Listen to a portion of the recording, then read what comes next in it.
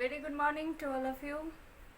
आप लोग पढ़ रहे थे एसएसटी में 11 चैप्टर जो कि आप लोग का कंप्लीट हो चुका है। उसमें कल हम लोग क्वेश्चन आंसर कल तक हम लोग का जो है वो कंप्लीट हो गया है। तो आज हम लोग स्टार्ट करेंगे चैप्टर 12, जिसमें आप लोगों को बताया गया था कि इस चैप्टर का जो है वो वर्ड मीनिंग करवाया जाएगा। तो इस चैप्टर में आप इसको रीडिंग दिए होंगे, होमवर्क आप लोग का मिला था कि चैप्टर 12 जो है आप लोग रीड करें। तो रीडिंग करते वक्त आप लोग को समझ में ये आया होगा कि इसमें जितने भी वर्ड्स दिए गए हैं वो काफ़ी इजी है, आसान है, वो आप लोग समझ सकते हैं। तो इसीलिए इस चैप्टर का भी वर्ड मीनिंग हम लोग नहीं करेंगे। यदि आप लोग को लगता है कि इसमें किसी वर्ड का मीनिंग जानना है आप लोग को, तो आप लोग पूछ सकते हैं, कमेंट करें, उसमें वर्ड्स लिखें और उस वर्ड का मीनिंग मैं बता दूंगी। अदरवाइज बहुत सारे ऑप्शंस होते हैं वर्ड मीनिंग जानने के, तो उस तरीके से आप लोग भी जान सकते हैं। और वैसे इस चैप्टर में जो है काफ़ी इजी वर्ड मीनिंग्स आप लोग को मिलेंगे। तो आइए हम लोग स्टार्ट करते हैं। कीपिंग इन टच, यानी इस चैप्टर को आप लोग पढ़ चुके हैं, जो कि आप लोग स्टार्टिंग में ही जब क्लास किए थे तो इस चैप्टर के बारे में पढ़ाया गया था, जो कि नाम था मीन्स ऑफ कम्युनिकेशन। तो कीपिंग इन टच जो है वो सेम ही है। आप लोग मीन्स ऑफ कम्युनिकेशन पढ़े थे, सेम वही बात है, दोनों जो है वो सेम ही है। तो चलिए हम लोग स्टार्ट करते हैं। कम्युनिकेशन को जो है हिंदी में हम लोग कहते हैं संचार, एक दूसरे से इंटरेक्ट करना, यानी किसी से बातें करना, प्रॉब्लम शेयर करना, या जो भी हमारे बीच की बातें होती है उसको शेयर करना, इंफॉर्मेशन को शेयर करना, मीन्स क्या होता है communication. Communication is the way of conveying our thoughts, idea and feelings to other people. We communicate in different ways. देखिए कम्युनिकेशन जो है वो बहुत सारे चीज़ों को लेकर के जो है किया जाता है, जैसे कि थॉट्स हो गए, यानी हमारे थॉट्स जो होते हैं, आइडिया होते हैं, फीलिंग्स होते हैं, उसको हम लोग क्या करते हैं, एक हमारे अंदर जो चीज़ें होती हैं जैसे थॉट्स हो गए, आइडियाज़ हो गए, फीलिंग्स हो गए, इसे हम अदर पीपल के साथ क्या करते हैं, शेयर करते हैं, यानी उसको हम बताते हैं। इसे ही हम लोग क्या कहते हैं, कम्युनिकेशन कहते हैं। We communicate in different ways, हम लोग अलग अलग तरीके से कम्युनिकेट करते हैं। कैसे? जैसे कि बाय राइटिंग, दूसरा है बाय टॉकिंग, और तीसरा बाय एक्सप्रेशंस। ये तीन चीज़ है। हम लोग लिख करके भी बातें कर सकते हैं। दूसरा है बाय टॉकिंग, यानी आमने सामने जो हम लोग बात करते हैं वो हो गया। फिर एक कम्युनिकेशन ये भी है जो हम लोग आपसे कर रहे हैं, आपसे मैं बता रही हूँ, और आप लोग जो है कमेंट के ज़रिए कुछ कुछ पूछते हैं और उसका रिप्लाई दिया जाता है इस वीडियो में, तो ये भी एक कम्युनिकेशन ही हुआ। उसके बाद है बाय एक्सप्रेशंस, हम एक्सप्रेशन के द्वारा भी एक्सप्रेस करके भी बात करते हैं। लाइक आप जैसे आप बुक में देख रहे हैं कि हम रो करके भी बता सकते हैं। अगर मैं अगर खुश हूँ तो मैं हंसूंगी, अगर दुखी है कोई तो वो रोएगा। तो इस टाइप से भी फीलिंग्स को, एक्सप्रेशन को बता करके भी होता है कि उसे कुछ हुआ है तो क्या है, वो दुखी है, खुश है। तो इस प्रकार से जो है हम लोग एक्सप्रेशन से भी समझते हैं। इशारे के भी भाषा होते हैं। All of us have some friend and relatives living in far off places.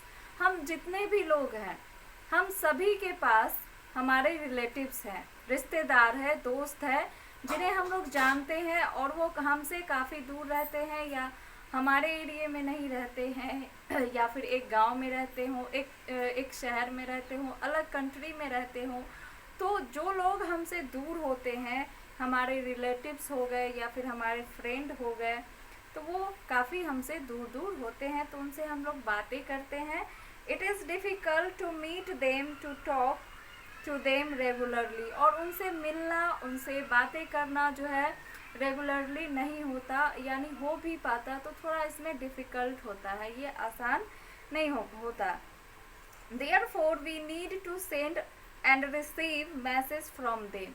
तो इसीलिए जो है हम लोग क्या करते हैं, मैसेज को रिसीव करना और क्या करते हैं, मैसेज को सेंड करने की जो है इसीलिए हमें आवश्यकता होती है। तो इस आवश्यकता को पूरा करने के लिए हम लोग जो भी कम्युनिकेशंस है आज है या पुराने ज़माने में जो थे उसका उपयोग हम लोग करते थे और करते हैं। The process of sending end receiving message is called communication. इस प्रोसेस को, कौन से प्रोसेस को, मैसेज को सेंड करना और रिसीव करना, इस प्रोसेस को हम लोग क्या कहते हैं, कम्युनिकेशन, इसी को कहते हैं। Means of communication are the ways by which the message और information can be sent and received. देखिए कम्युनिकेशन का मतलब ही यही होता है, इसका जरिया ही यही है कि हम लोग मैसेज को, इंफॉर्मेशंस को एक दूसरे से शेयर करें। कम्युनिकेशन का मतलब ही यही होता है।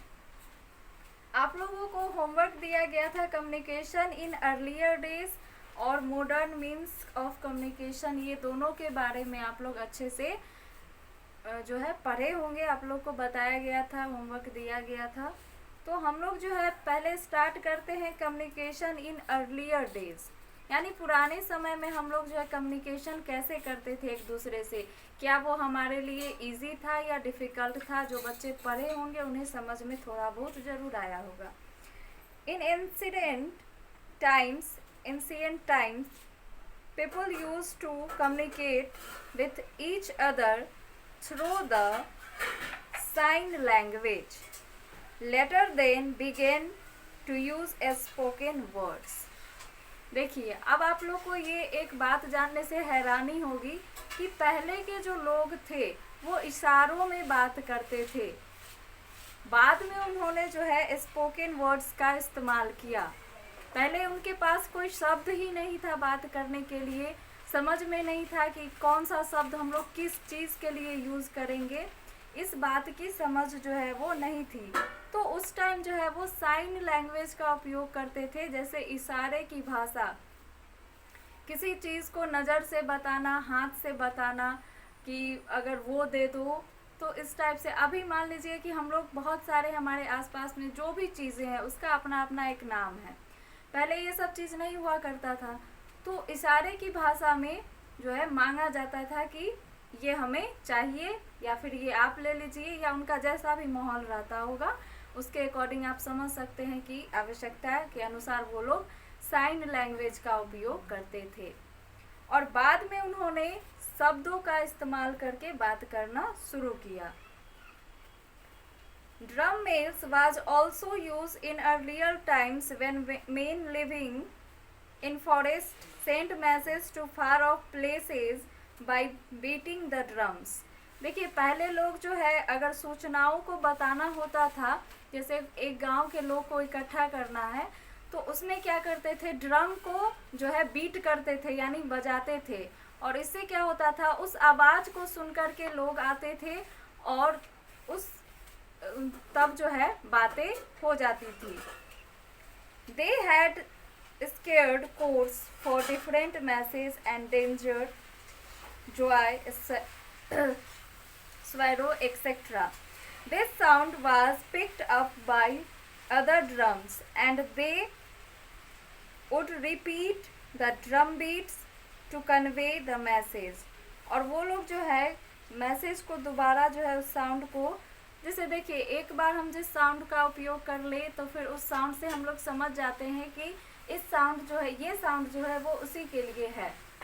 जैसे कि मान लीजिए आप अपने घर में जितने भी मेंबर्स हैं, अगर उनकी आवाज़ को पहचानते हैं और वो कहीं से बोले तो आप लोग समझ सकते हैं कि ये हमारे फैमिली मेंबर्स के ही लोग हैं। तो इस प्रकार से जो है वो यूज़ करते थे ड्रम बीट्स को दोबारा बजा करके, या उनका जैसा भी अपना उस टाइम का काम था वो उस जरिए निकालते थे। तो समझ सकते हैं आप लोग कि कितना डिफ़िकल्ट था अर्लियर डेज में कम्युनिकेशन को जो है इस्तेमाल करना, बातें करना जो है काफ़ी डिफ़िकल्ट था।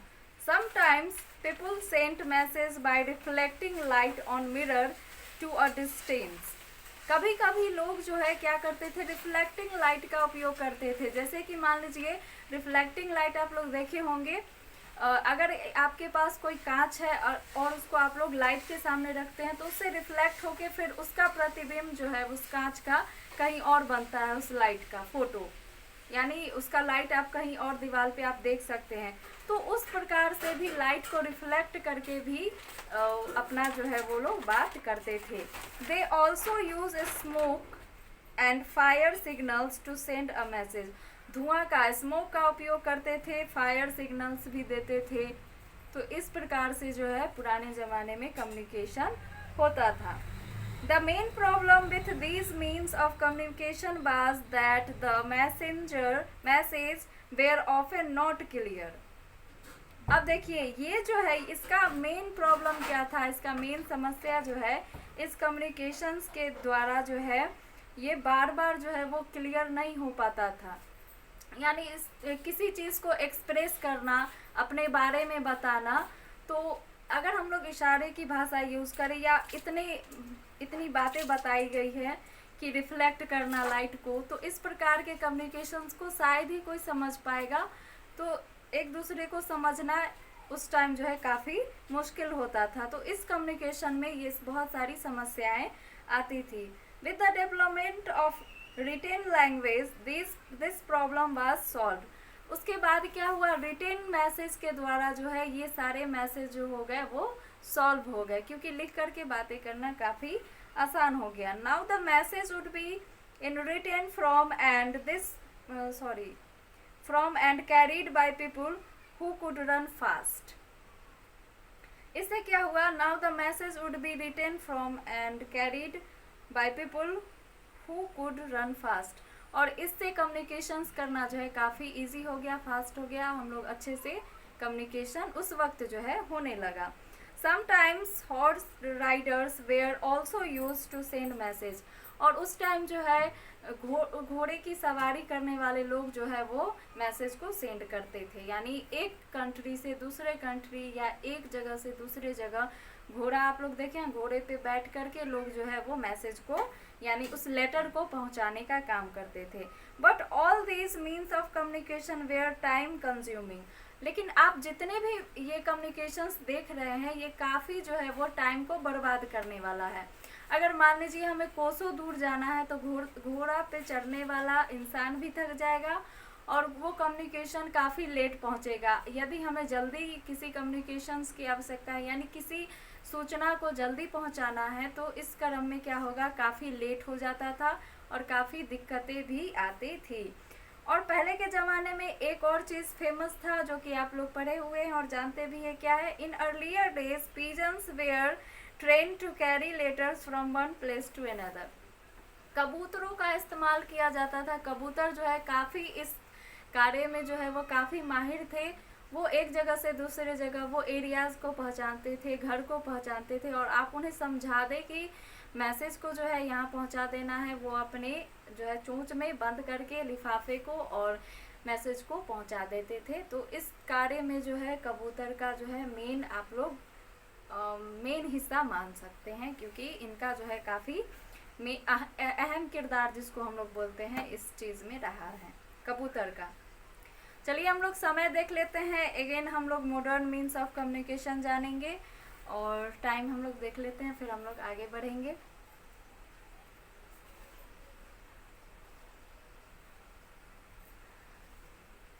तो चलिए समय हमारा हो चुका है। आप लोग से एक रिक्वेस्ट है कि मैं बिना ईयरफोन के ऐसे क्लास लेती हूँ, तो क्या आप लोग को आवाज़ सुनने में मेरी आवाज़ आप तक पहुँचने में जो है अगर दिक्कत हो तो मैसेज करें, फिर जो है उसी प्रकार से क्लास लिया जाएगा। और यदि नहीं है तो अच्छी बात है, ऐसे ही क्लास आप लोग करते रहिए। इस टॉपिक को आगे पेज नंबर 93, 94 आप लोग अच्छे से पढ़ ले, रीडिंग दे ले, ताकि जो भी आप लोग को लगेगा कि वर्ड मीनिंग नहीं जानते हैं तो उसका वर्ड्स जो है मीनिंग आप लोग जान पाएंगे।